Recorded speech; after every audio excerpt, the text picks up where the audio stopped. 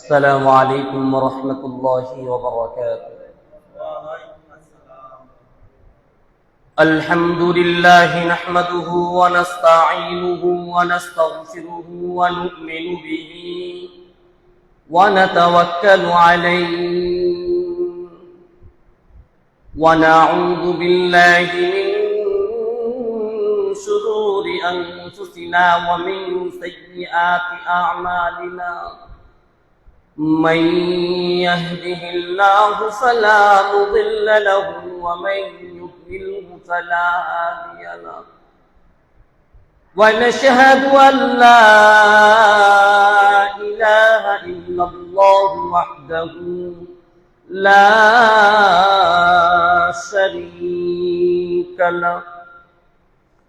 ونشهد أن سيدنا وسندنا وحبيبنا وطبيبنا وطبيب قلوبنا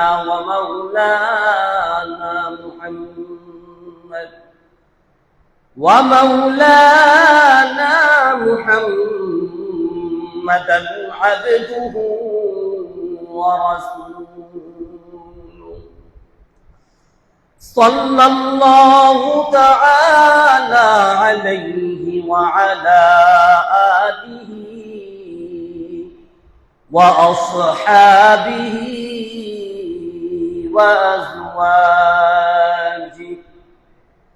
وأزواجه وأهل بيته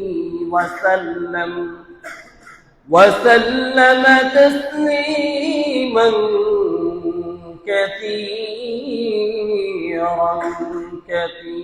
كثيرا. أما بعد فقد قال الله تبارك وتعالى في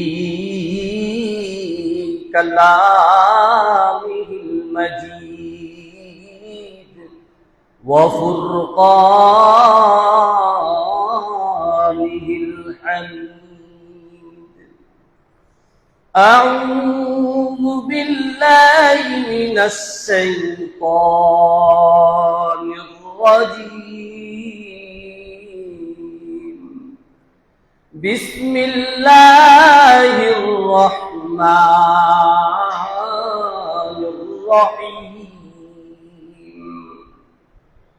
وأنكحوا الأيام منكم والصالحين من عبادكم وإمائكم إن يكونوا فقراء يغنيهم الله من فضله والله واسع عليم. وقال تعالى ولا تقربوا الزنا إنه كان فاحشة وساء سبيلا. صدق الله مولانا العظيم. قال النبي صلى الله تعالى عليه وسلم يا معشر الشباب من استطعت منكم الباء فليتزوج فإنه أغض للبصر وأحسن للفرج أو كما قال عليه الصلاة والسلام. সকলের দিল থেকে দুরূদ শরীফ পড়ি। আল্লাহুম্মা সাল্লি আলা মুহাম্মাদ ওয়া আলা আলি মুহাম্মাদ কামা সাল্লাইতা আলা ইব্রাহিম ওয়া আলা আলি ইব্রাহিম ইন্নাকা হামিদুম মাজিদ. আল্লাহুম্মা বারিক আলা মুহাম্মাদ وعلى آل محمد كما باركت على إبراهيم وعلى آل إبراهيم إنك حميد مجيد नहीं दो जहां में मिसाले मुहम्मद जमाले खुदा है कमाले मुहम्मद बलगल उला बिकमालिही कशफत तुजा बिजमालिही हसनत जमीअ ख़िसालिही सल्लू अलैहि व आलिहि ला इलाहा इल्लल्लाह ला इलाहा इल्लल्लाह ला इलाहा इल्लल्लाह ला इलाहा इल्लल्लाह ला इलाहा इल्लल्लाह ला इलाहा इल्लल्लाह ला इलाहा इल्लल्लाह ला इलाहा इल्लल्लाह ला इलाहा इल्लल्लाह ला इलाहा इल्लल्लाह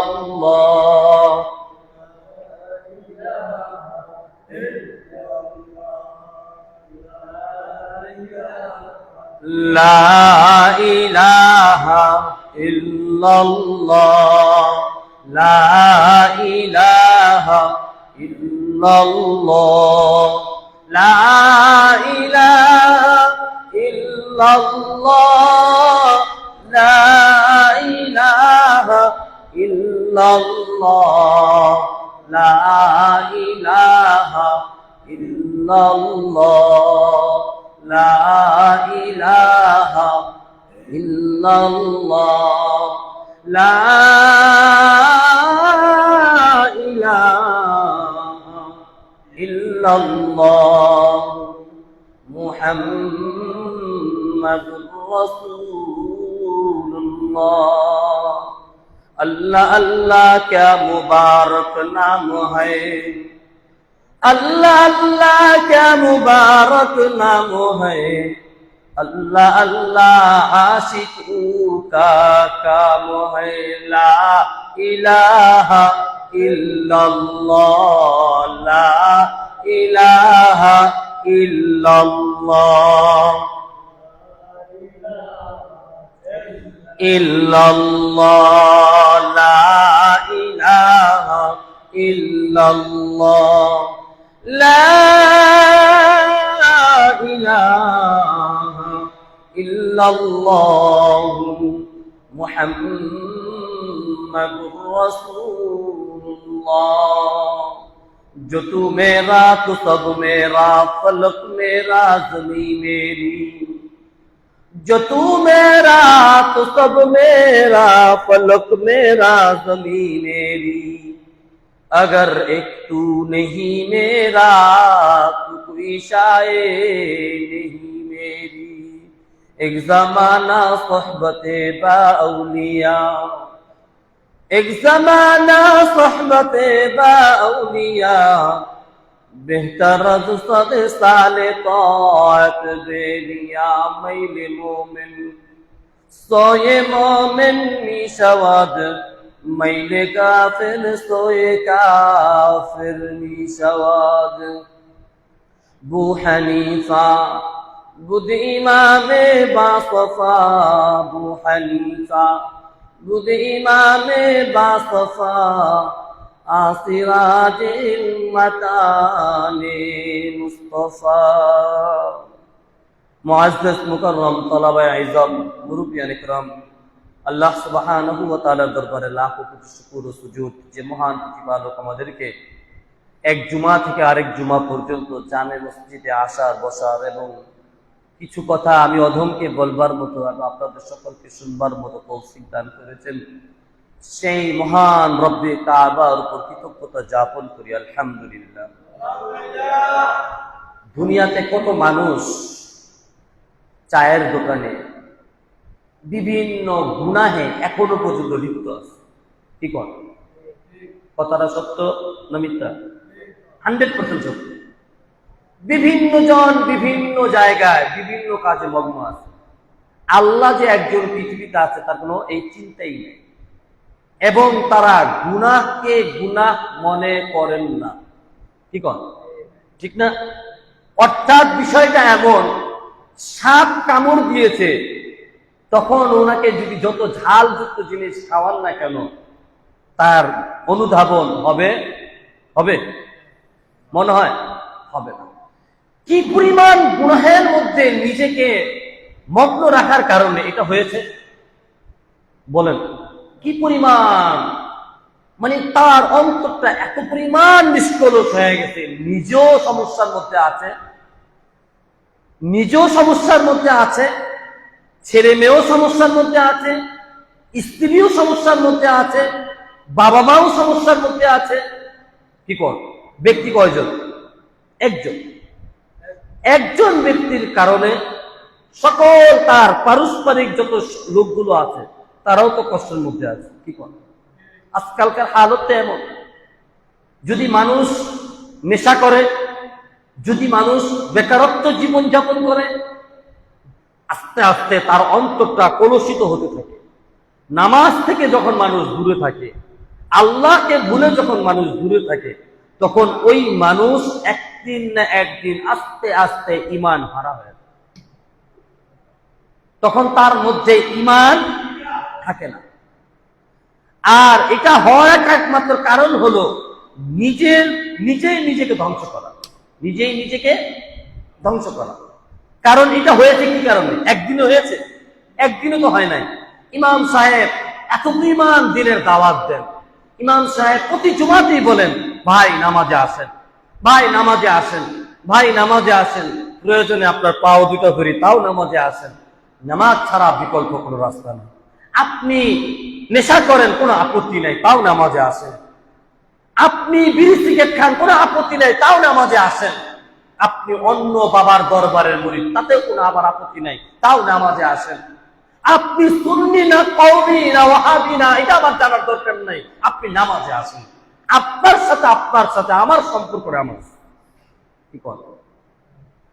একজন মানুষ যখন নামাজ ছাড়তে থাকে তখন তার জিন্দেগিটা এতটাই সংকটাপন্ন হয়, তখন সে গুনাহে কবিরাকে গুনাহ মনে করেন না।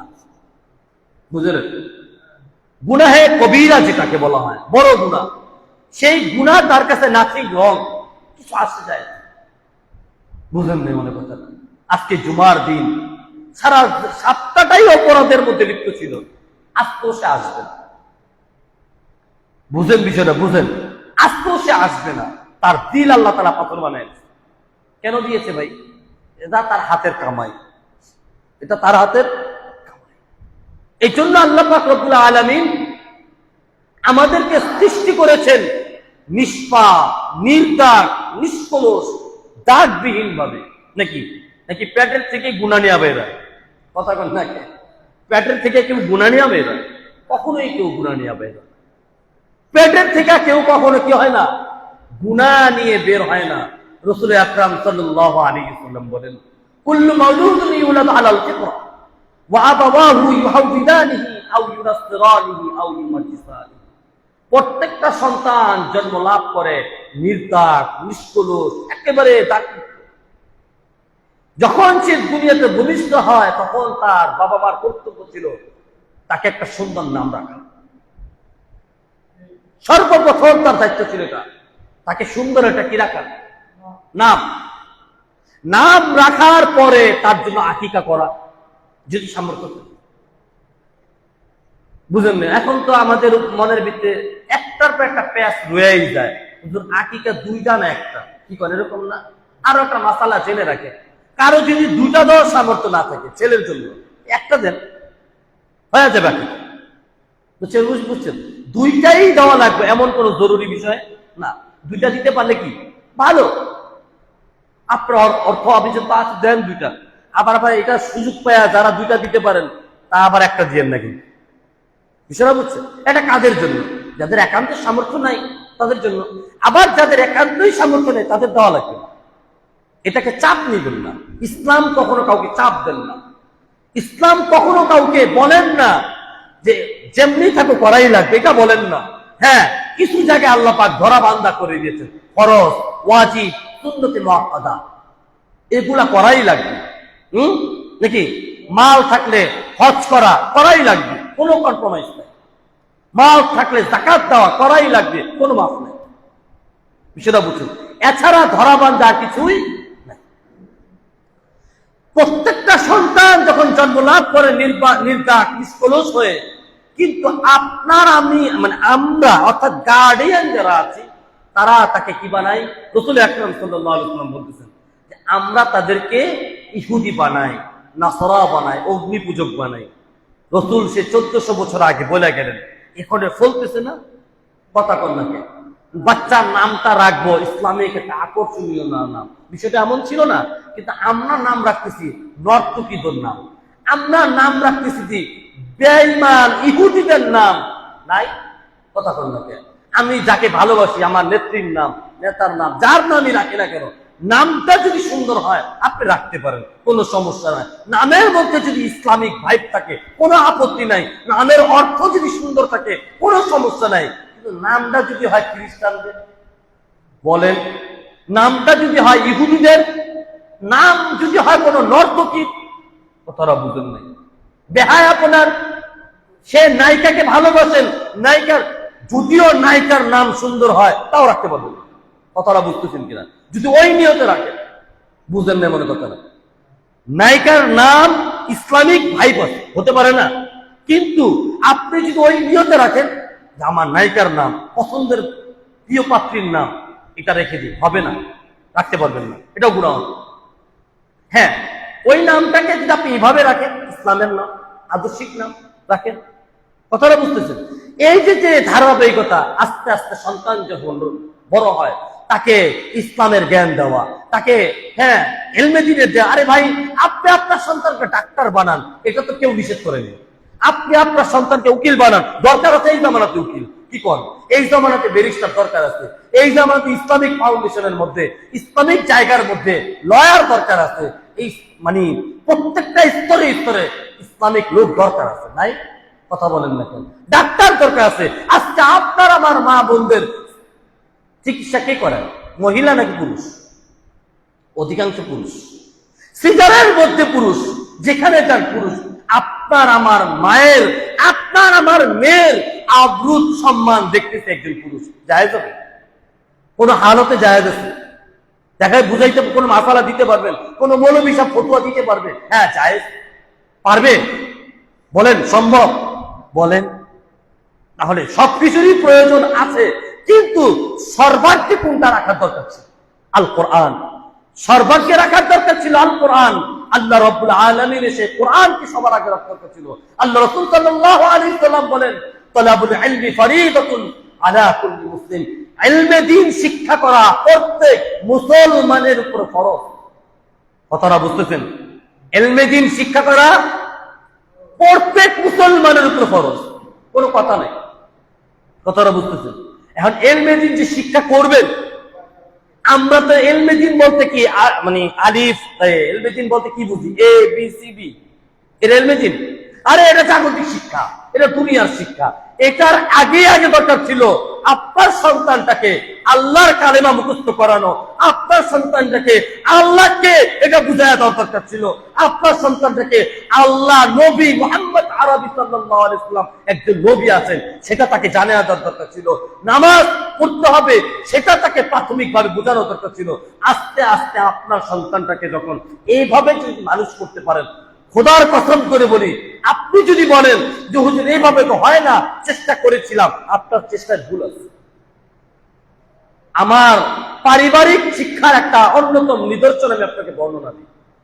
আমার আপন মামাতো বোন আলেমা, সুবহানাল্লাহ, মাশাআল্লাহ। আমার ভাই একজন জেনারেল মানুষ, আমার মামাতো ভাই, মামাতো বোন আর আমার আপন ভাইয়ের সাথে বিবাহ বন্ধন হয়েছে। কথাটা বুঝতেছে? তো আলহামদুলিল্লাহ তাদের মাঝে একজন সন্তান আসছে। সেই সন্তানটা এত পরিমাণ, তার নাম রাখছে মিসকাত, সুবহানাল্লাহ। তার নাম কি ভাই? মিসকাত। নামটা সুন্দর না? মিসকাত শরীফের হাদিসের নাম শুনছেন না? ধরেন ওই থেকে মিসকাত, ঠিক আছে। এই নামটা রাখার পরে দেখেন এই নামের কি তীব্র প্রভাব আমার কাছে এত ভালো লাগে। যখনই আমি বাড়িতে যাই, বাড়িতে যাওয়ার পরে আসলে চাচ্চু আসসালামু আলাইকুম, সুবহানাল্লাহ। বুঝেন না মনে কথাটা? জীবনে আপনার আমার সন্তান দিয়েছে এরকম কথা কন না? হ্যাঁ, কখনো এরকম মুসাফা করেছে আপনার সাথে? এই যে শিক্ষাটা দিল, এই শিক্ষা কোথা থেকে আসে? কে দিল এই শিক্ষা? এই শিক্ষা দিয়েছে তার বাবা, এই শিক্ষা দিয়েছে তার মা, আর এই শিক্ষার কারণে ওই সন্তান এখন 11 পারার হাফেজ। সুবহানাল্লাহ। বলেন বলেন, 11 পারার হাফেজ হয়ে গেছে আলহামদুলিল্লাহ। কিছুদিনের মধ্যে আল্লাহ তাআলা তাকে হাফেজে কোরআন হিসেবে রূপান্তরিত করবেন।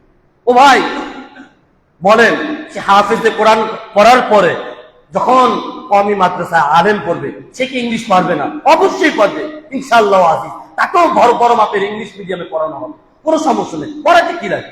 কথাটা বলেন। আরে যেই বেচারা পড়তে জানে সে সব জায়গায় পড়তে জানে। কিন্তু এখন কথা হলো আমরা আগেরটারে না রেখা পরেরটারে আগে রাখছি, যার কারণে আপনার আমার মৃত্যুর পরে আপনার আমার সন্তান দাঁড়ায় দাঁড়ায় কয় এ বি কি করবার আছে আর কি পড়বো। আমার কথাটা বুঝেন না মনে? ও ভাই দেখেন, এই আপনার আমার সন্তানকে প্রাথমিক শিক্ষার পরে যখন বালেগ হয়, প্রাপ্তবয়স্ক হয়, তখন আমাদের করণীয় কি ছিল বলেন? বলেন। প্রাপ্তবয়স্ক হওয়ার পর তার একটা বিবাহের ব্যবস্থাপনার দরকার ছিল। বুঝেন নাই? এখন তো আলহামদুলিল্লাহ আমাদের সন্তানরা বালেগ হয় 18তে, মেয়ে, আর পুরুষরা বালেগ হয় 25 বা 30। বিষয়টা এমন না? বলেন। বিষয়টা এমনই হয়ে দাঁড়িয়েছে, সরকারি আইনগত ভাবে বিষয়টা এমন। অথচ আল্লাহ রাব্বুল আলামিন পবিত্র কোরআনে বলতেছেন ওয়ানকিহুল আয়ামা মিনকুম ওয়াস-সালিহিনা মিন ইবাদিকুম ওয়া ইমাইকুম ইয়াকুনু ফুকারা আয়ুগনিহিমুল্লাহু মিন ফাদলিহি ওয়াল্লাহু ওয়াসিউন আলীম। আল্লাহু আকবার। আল্লাহ পাক বলতেছেন তোমাদের মধ্যে যারা অবিবাহিত তাদেরকে বিবাহ করে দেয়। সুবহানাল্লাহ। যারা অবিবাহিত তাদেরকে বিবাহ করে দেয়। আচ্ছা এখানে দেখেন কথাগুলো আগে মনোযোগ দিয়ে শুনলেন, প্যাচ লাগাইবে না, বুঝবে নাই।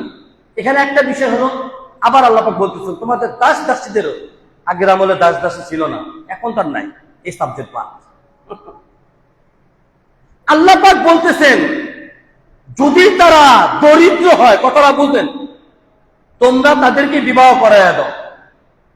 যদি তারা দরিদ্র হয় আমি তাদেরকে ধনী বানাইয়া দেব। কথাটা বুঝতেছেন? এটা তো আল্লাহর ওয়াদা, এটা আল্লাহর ওয়াদা। আর আপনার আমার ওয়াদা কি? আগে টাকা জমাও, পরে বিয়া করো। অর্থাৎ জীবন আগে শেষ করো, জীবন ধ্বংস করো, যত পরে নোংরামি করো, পরে তুমি বিয়ে করো। অর্থটাই দেখেন আল্লাহ রাসূল সাল্লাল্লাহু আলাইহি ওয়াসাল্লাম কি বলছেন, ইয়া মাশারাস শাবাব মান ইসতাতা মিনকুমুল বাআ ফালইয়াতাযাওয়াজ ফাইন্নাহু আগযারু লিল বাসার ওয়া আহসানু লিল ফারাজ। আল্লাহ। হে যুবকরা, তোমাদের মধ্যে যাদের সামর্থ্য আছে বিয়ে করো। কথাটা বুঝেন? তোমাদের মধ্যে যাদের সামর্থ্য আছে বিয়ে করো। বিয়ে যে করবা এর কারণ কি? কেন করবা? বুঝলেন না এমন কথা না? বিয়ে যে করবেন কেন করবেন প্রশ্ন নাই না? প্রশ্ন হলো বিবাহ করার দ্বারা নিজের চোখ কি থাকে? সংযত থাকে। এবং বিয়ে যে করবেন, বিয়ে করার কারণে আপনার লজ্জাস্থানের হেফাজত হবে। কথাটা বুঝছেন? কয়টা কারণ ভাই? কয়টা কারণ? বিয়ে কেন করবেন? বিয়ে করার অন্যতম কারণ হলো তাকওয়া অর্জন করা। বিয়ের মধ্যে কি হয় ভাই? বিয়ে করার কারণে তাকওয়া অর্জন হয়। আজকে কিন্তু একটা গুরুত্বপূর্ণ আলোচনা, এটা একটু বড় যুদ্ধের। বিয়ে করার কারণে তাকওয়া অর্জন হয়, কথাটা বুঝছেন তো? আল্লাহ রাসূল সাল্লাল্লাহু আলাইহি ওয়াসাল্লাম বলতেছেন, তোমাদের মাঝে যারা যুবক আছে তোমরা বিয়ে করো। হ্যাঁ, তোমাদের মাঝে যদি বিয়ে করার কারণে তোমাদের দৃষ্টিশক্তি আমি কি করে দেবো, একবারে সংযত রাখবো এবং লজ্জাস্থানে হেফাজত থাকবে। এখন কথা হইলো, এখানে সামর্থ্যের কথা আসলো না? কথা আল্লাহ তো এখানে সামর্থ্য কথা উল্লেখ করেনি, এখানে সামর্থ্য কথা উল্লেখ আছে। প্যাস লাগে না কি হন? এখন সামর্থ্য তার আগে উদ্দেশ্য দেখেন, সামর্থ্য দ্বারা উদ্দেশ্য হলো দুইটা বিষয়। সামর্থ্য দ্বারা উদ্দেশ্য কয়টা বিষয়? দুটি বিষয়। একটা হলো শারীরিক সামর্থ্য, একটা কি বিয়ের জন্য শারীরিক সামর্থ্য, এটা অত্যন্ত জরুরি আগে, এক নম্বর। দুই নম্বরে আসেন আর্থিক সামর্থ্য, অর্থাৎ একটা নিরাপদ বাসস্থান। আগে বুঝেন বিয়ের জন্য কি কি সামর্থ্য প্রয়োজন। খালি প্যাস লাগায় না, গাড়ি বাড়ি আছে না, গাড়ি বাড়ি 10 লাখ টাকা মোহর, কি কম? এই যে প্রতিবন্ধকতা ভাঙতেছে একটা আপনাদের মাঝে। বিয়ের জন্য একটা বাসস্থান প্রয়োজন, অর্থাৎ একটা নিরাপদ ঘর। আর কি দরকার? কিছু জামা কাপড় স্ত্রীকে দেওয়ার জন্য, আর হালাল খাবার। এই এতরূপ সামানা, এটা হলো স্ত্রীর হক। এই দুটি সামর্থ্য। এখন বলেন, আমি আপনাকে প্রশ্ন করি, আপনার আমার ঘরের মধ্যে যারা বলতেছেন যে হুজুর আমার সন্তান এখনো নিজের পায়ে দাঁড়ায় নেই, দাঁড়াইছে কার পায়ে? তাহলে এই প্রশ্নের উত্তর আমি আপনাদের কাছে চাই। সামর্থ্য দ্বারা এই যে প্রতিবন্ধকতা রাখলেন, আপনি কি জানেন বালেগ হওয়ার পর থেকে আপনার সন্তান যখন 25-30 বছর পার করে তার জিন্দেগিতে কত গুনাহ হয়, এটা আপনি জানেন? আপনি অবশ্যই জানেন। জেনে শুনে আপনি তাকে এই পর্যন্ত নিয়ে যান। কথাটা কি সত্য না মিথ্যা? বলেন, কি নিয়তে ভাঙেন জানেন? যে এগুলা হয়, এগুলা কোনো ঘটনা না। অথচ আপনি চিন্তা করেন যে আপনি কত সালে বিয়ে করেছেন, বুঝুন না মনে কথাটা? আপনার মধ্যে আপনি প্রশ্ন করেন যে আপনি যখন যুবক হয়েছেন বাবা মার অবাধ্য হয়ে বিয়ে করেছেন, খবর নেয়া দেখেন। কথাটা বুঝতেছেন? ও ভাই, আপনি একটু চিন্তা করে দেখেন আপনার ঘরের মধ্যে। আমি আপনাদেরকে একটা আজকে সলিউশন দিয়ে দিই, সলিউশন। এই সলিউশনটা দিয়ে দিই, দেখেন এই সলিউশনটা আজকে নিয়ে নেন, আপনার কাজে আসে। দেখেন আপনার আমার ঘরে কয়জনের রান্না হয় বলেন? 5 জন, 4 জন। 4 জনের রান্না হলে কি একজন বেশি খাইতে পারে কি পারে না? হ্যাঁ, আমার কথাগুলো উত্তর দিবেন। অবশ্যই পারে। ছেলে হোক আর মেয়ে হোক, ওই এক বেলা ওই যে খাবার খাইতে পারে কি পারে না? পারে। বুঝেন, আপনার আমার ঘরে সাবান যে ব্যবহার করি, ওই সাবান 4 জন মিলে ব্যবহার করে কি 5 জন করা যায় না? করা যায়। কথাটা বুঝুন। আপনারা যদি ডিসিপ্লিন এর সাথে চিন্তা করেন, দেখবেন একজন মানুষ আপনারা এমনি পারেন। কথা কন নাকি? হুজুর কেমনে পারি, একটু প্রমাণ দেন। আপনার ঘরের কাজের বুয়া আপনি পারেন কি পারেন না? বলেন। অনেকের বাসায় কাজের বুয়াকে 3 বেলা খানা দেয়। কথা কন নাকি? কাজের বুয়াকে 3 বেলা খানা দেয়, দেয় কি দেয় না? দেয়। আচ্ছা, বেতন দেয়, দেয় কি দেয় না? তার কাজ কি? ঘরের যে সকল কাজগুলো স্ত্রী করতে পারে না সেগুলো করে দেয়, তাই না? আপনি কাজের বুয়া পালতে পারেন, আপনার ঘরে একটা বউ আইনা বউ পালতে পারবেন না? কথা কন নাকি? হ্যাঁ, এটা তো আমি উদাহরণ দিলাম আরেকটা। আমার কথা হলো কোনটা জানেন? এই যে মনে করেন, দেখেন বৈবাহিক জীবনটা এত শান্তির জীবন। দেখেন আজকে দেখা যায় আপনার আমার সন্তান বয়স হয়ে গেছে 30, বয়স হয়ে গেছে 40, এখনো পর্যন্ত বিবাহের কোনো ব্যবস্থা। আমি আপনাদের মাঝে মূলত মেসেজটা দিয়েছি এটা, যদি বিবাহের জন্য নিজের উপযুক্ত সন্তানটাকে বিবাহ উপযুক্ত থাকা অবস্থা না দেন, তাহলে আপনি ক্ষতিগ্রস্ত হবেন। কথাটা বুঝছেন? এখন করবেন হুজুর কিভাবে ক্ষতিগ্রস্ত? সে জেনা করবে, এটা স্বাভাবিক। আপনার সামনে না করলো আগে চলে তো করবে। হ্যাঁ, ওয়ালা তাকরাবুজ জিনা ইন্নাহু কানা ফাহিশাতান ওয়া সাআ সাবিলা। যারা জিনা করে, কথাটা বুঝেন, আল্লাহ পাক বলতেছেন তোমরা জিনার কাছেও যাও, এবং আল্লাহ পাক রব্বুল আলামিন বললেন সেটা অত্যন্ত নিকৃষ্টতম কাজ, আবার বললেন সেটা অত্যন্ত নিকৃষ্টতম পথ। কথাটা বুঝুন, এটা এত মারাত্মক ব্যাধি। আবার দেখেন যে জিনা করতেছে, দেখেন তৎক্ষণাৎ তার মধ্যে ঈমান থাকে না, ঈমানটা তার মাথার উপরে চলে যায়। যখন তার কাজ সম্পন্ন হয় তখন সেই ঈমানটা আবার আসে। ভাই, কথাগুলো হয়তো লজ্জাকর মনে হতে পারে আপনার আমার মাঝে, এই কথাগুলো হয়তো আপনার কাছে সংযত মনে হইতে পারে, কথাগুলো বিরক্ত লাগতে পারে আপনার কাছে, কিন্তু বর্তমান সমাজের যে পরিস্থিতি, এই পরিস্থিতির উপর যদি আলোচনা করা হয়, এটা অনেক বড় একটা অন্যতম পথ। কথাটা বুঝতেছেন? এই জন্য আমি আপনাদের মাঝে উদারতা আহ্বান করব, যাদের ঘরে উপযুক্ত ছেলে আছে, যাদের ঘরে উপযুক্ত মেয়ে আছে, বিবাহের ব্যবস্থা করে দেন, বিবাহের ব্যবস্থা করে দেন, কোনো প্রতিবন্ধকতা রেখে। আমি আপনাদের কাছে কোরআনের হাদিস এবং আলোকে কথাগুলো বলতেছি। আমার সার্থকতা এখানে আমার কি ভাই বল, আপনার সন্তানকে যদি আপনি বিয়ে দিয়ে দেন, এটা আমার কোনো আহে যায়? আমার 10 টাকা লাভ আছে, কিন্তু যদি ক্ষতির মধ্যে থাকেন, এটা আমার, যদি আমি না বলি, সেটা আমার জন্য ক্ষতি হবে। মানে আমি তখন আল্লাহ আমাকে আটকাবে, এ কেন বলিস? সব তো বয়ান করতো, নিজের হাদিয়ার ব্যাপারে আলোচনা করতো, মসজিদের অমুক তমুকের ব্যাপারে আলোচনা করতো, এত বড় জটিল পয়েন্ট আলোচনা করলি না, জিব্বা কাইটা দিব আমার, বুঝলেন? তো উদারতা আহ্বান আপনাদের নিকট, যাদের উপযুক্ত ছেলে মেয়ে আছে, তারা আপনাদের নিজ দায়িত্বে দিয়ে দিবে। আমি বলবো না কিভাবে দিবেন, সব ডিসিপ্লিন তো আপনারা জানেন, এটা জানবেন না কিভাবে, এটাও জানবেন। আল্লাহ পাক আমাদেরকে, আমাদের উপযুক্ত ছেলে মেয়েগুলোকে বিবাহের ব্যবস্থা করে দেন। যারা উপযুক্ত, অনুপযুক্তের কথা আমি আলোচনা করিনি, যারা উপযুক্ত, বিবাহের উপযুক্ত যারা, তাদের ব্যাপারে আমি আলোচনা করছি, কথাটা বলছি।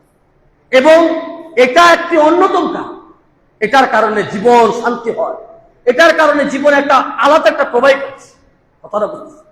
আরেকটি বিষয় আমি আপনাদের সামনে যে আলোচনা রেখেছিলাম, যে দেখেন প্রত্যেকটা সন্তান জন্মলাভ করে নিজে পবিত্র পবিত্র হয়ে, নির্দার নিষ্কলুষ দাগবিহীন ভাবে, তখন তার বাবা মা তাকে ইহুদি বানায়, খ্রিস্টান বানায়, নাসারা বানায়। অর্থাৎ বোঝা গেল আপনার আমার সন্তানটাকে মানুষের মতো মানুষ বানানো এটা আমার দায়িত্ব। কথাটা বুঝতেছেন? এই জন্য প্রতিটা বিষয়ে দেখেন, এই যে আজকে আপনার সন্তান একদিন গার্ডিয়ান হবে না, কি কর, আপনার সন্তান তো একদিন বাবা হবে, আপনার সন্তানই একদিন শাশুড়ি শ্বশুর হবে। এখন তাদেরকে যদি আপনি যেভাবে গড়াইয়া দিবেন, সেটা এটাই শিখবে, সে এটাই শিখবে। এই জন্য আমি আপনাদের কাছে উদারতা আহ্বান করবো, নিজের থেকে নিজে সংযত থাকেন, আরেকজনকে সংযত রাখেন, হালাল থেকে হালাল খান, হারাম থেকে বাঁচেন, এটাই বাস্তব, এর চেয়ে বেশি কিছু। আল্লাহ রাব্বুল আলামিন আমাদেরকে বোঝার মতো তৌফিক দান করেন। নাসরুম মিনাল্লাহ ওয়া ফাতহুন করিব ওয়া বাশশিরিল মুমিনিন ওয়া আখির দাওয়ানা আলহামদুলিল্লাহি রাব্বিল আলামিন।